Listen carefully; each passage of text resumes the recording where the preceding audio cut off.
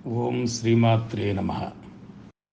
శరణాగత దీనార్త పరిత్రాణపరాయణి సర్వస్యార్తి హరే దేవి నారాయణి నమోస్తుతే.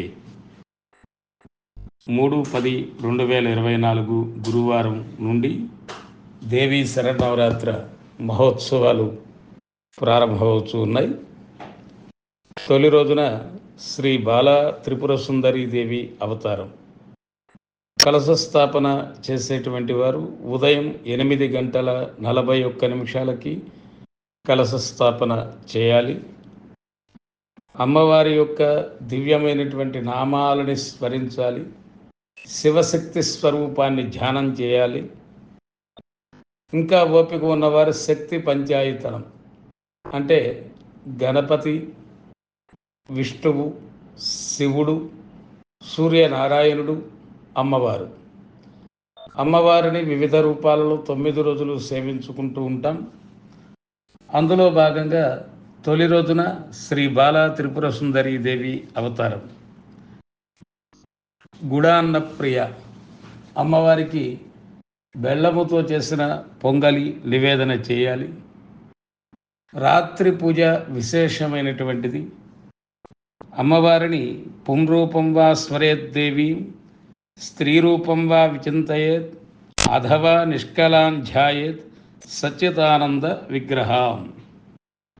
అమ్మవారిని పురుష రూపంగా కనుక మనం సేవిస్తే సృష్టికర్త్రి బ్రహ్మరూప గోప్త్రి గోవింద రూపిణి అని లలితా సహస్రనామంలో చెప్పినట్లుగా తిరుమల వెంకటేశ్వరుడు ఆ అమ్మవారే, విజయవాడ కనకదుర్గమ్మ ఆ స్వామివారే.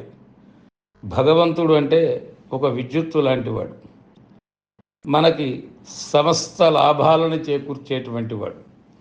అటువంటి పరమాత్మని విశేషంగా దేవీ నవరాత్రుల్లో మొట్టమొదటి రూపంగా బాల రూపంగా సేవిస్తాం. ఉపాసన చేసేటువంటి ఉపాసనా పరులకి అది శక్తి రూపమైతే బాలా త్రిపుర సుందరి, శైవ రూపమైతే బాలా సుబ్రహ్మణ్యేశ్వర స్వామి, విష్ణు రూపంగా భావిస్తే బాలకృష్ణుడు, బాలరాముడు. ఇవి మహాశక్తి కలిగినటువంటివి. బండ సైన్య వధోద్యుక్త శక్తి విక్రమ హర్షిత. లలితాదేవి ఆనందం కోసం ఒక ఆవిడ్ని సృష్టించుకుంది. ఆవిడే బాలా త్రిపుర సుందరీదేవి. బండాసురుడు అనేటువంటి రాక్షసుడికి 30 మంది కుమారులు.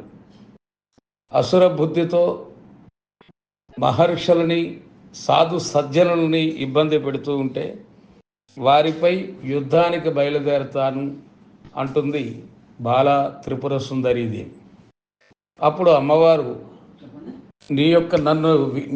నా యొక్క వినోదం కోసం సృష్టించుకున్నాను నేను, అంతే తప్పనిచ్చి నిన్ను యుద్ధం చేయించటానికి కాదు అని అమ్మవారు చెప్పగా, కాదు వెళతాను అని మారం చేసింది. అంతటా అమ్మవారు వారాహి శ్యామలాదేవిని కూడా పంపింది, ప్రక్కన మీరు కూడా ఉండండి జాగ్రత్తగా.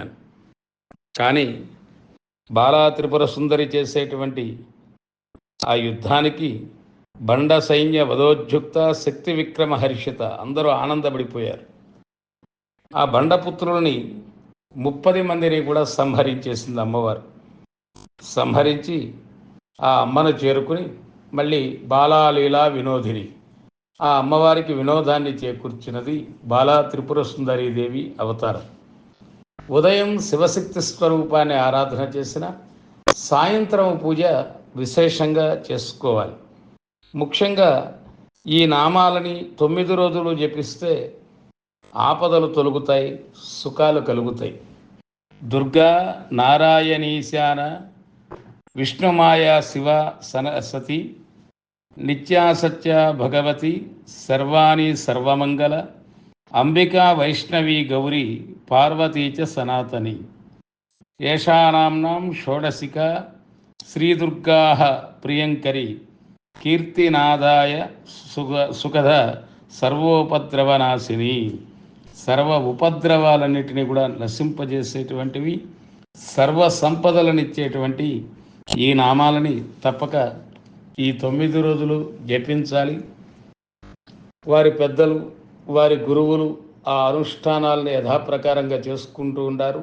సామాన్యమైన భక్తులు కనీస ధర్మంగా పంచోపచారాలతో అయినా ఈ పంచాయతన దేవతలని ఆరాధన చేసి ఉదయం శివ స్వరూపాన్ని, విష్ణు స్వరూపాన్ని ధ్యానించి సాయంత్రం లలితా సహస్రనామ స్తోత్రాలు, ఏ రోజుకు తగిన అవతారం ఆ రోజున ఆయా అష్టోత్తరాలని సేవించడం ద్వారా అమ్మ అనుగ్రహం లభించి సర్వమంగళ మాంగళ్యే శివే సర్వార్థ సాధకే శరణ్యే త్రయంబకే గౌరీ నారాయణి నమోస్తుతే.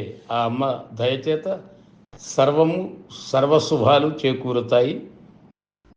మా ఆఫీసునందు జరిగే దేవీ నవరాత్రి ఉత్సవాలు ఏ రోజుకు ఆ రోజు విశేషంగా మరికొన్ని వీడియోలు మన ఛానల్లో పెట్టడం జరుగుతుంది. మీరు ముందుగా తెలుసుకుని ఆచరించడానికి వీలుగా ఈ చిన్న ప్రయత్నాన్ని చేస్తూ ఉన్నాం.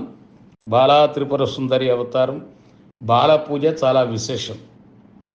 అమ్మవారిని కలశ స్థాపన అంటే అమ్మవారు విశ్వంబర నిరాకార సాకార స్వరూపం. విశ్వమంతా ఉన్నది ఆవిడే, సాకార రూపంలో ఉండేది ఆవిడే. అష్టాదశ శక్తిపీఠాలుగా 108 శక్తిపీఠాలుగా యావత్ భారతదేశమంతా నీరు తీర్థము భూమి క్షేత్రంగా వెలిసినటువంటి సకల చరాచర సృష్టిని సృష్టించినటువంటి ఆ తల్లి అంతఃశక్త, అందరికీ అంతరంగంలో శక్తిని ప్రసాదించే మహాకాళిక, సరస్వతి, మహాలక్ష్మి స్వరూపాన్ని నేడు శ్రీ బాలా త్రిపుర సుందరీ దేవిగా విజయవాడ కనకదుర్గ అమ్మవారిని సేవిస్తూ ఉన్నాం. మన గృహాల్లో కూడా చక్కగా బాలరూపాన్ని సేవించండి, తరించండి. శ్రీమాత్రే నమః.